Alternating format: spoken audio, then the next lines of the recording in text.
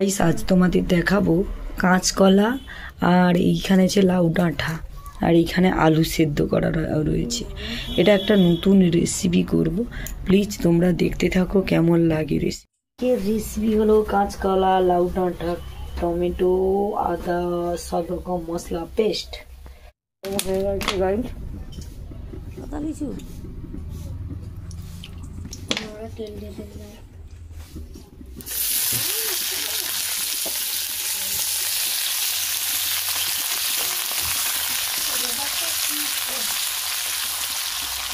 ঢাকা দিয়ে দিব।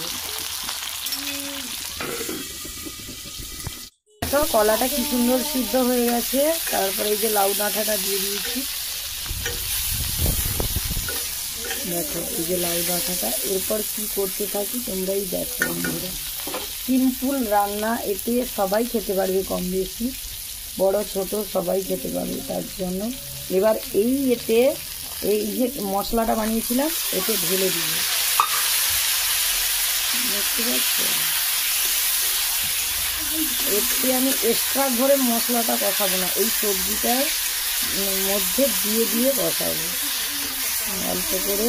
এখানে আছে টমাটো পেস্ট আর কি বলে টমাটো পেস্ট, তারপর আদা পেস্ট, তারপরে পেঁয়াজ একটা পেস্ট করে দিয়েছি। এরপরে দেখো অল্প করে হলুদ দিয়ে দিব।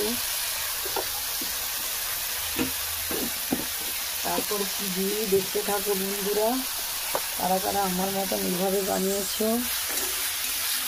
এটা সবাই খেতে পারবে, যারা বিশেষ করে যাদের হয়তো রিচ মশলা খাওয়া বারণ আছে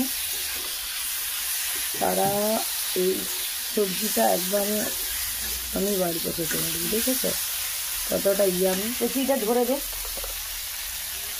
আর পুরো চ্যাপ্টারটা আমি যাচ্ছি, যেই চ্যাপ্টারটা পড়া আছে। হ্যাঁ হ্যাঁ সেইটা পড়, স্কুলে তো পড়া দেয়নি না, এইটাই পড়।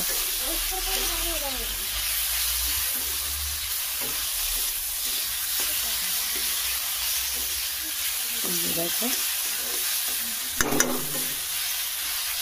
এইভাবে রান্নাটা করে ঢাকা দিয়ে দিচ্ছি। দেখো গাইস এই যে এবার আমি ঢাকনাটা খুলে দেবো। বুঝেছ যখন হয়ে গেছে এরপর এই জলটা দিয়ে দিচ্ছি।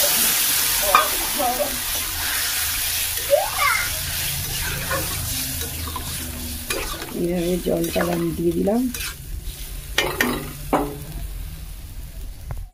শেষমেশ এই রান্নাটা কমপ্লিট। দেখো নামিয়ে নিয়েছি। কেমন হয়েছে কমেন্টে জানাবে। জানি না কাদের কাদের ভালো লাগবে, কমেন্টে জানাবে।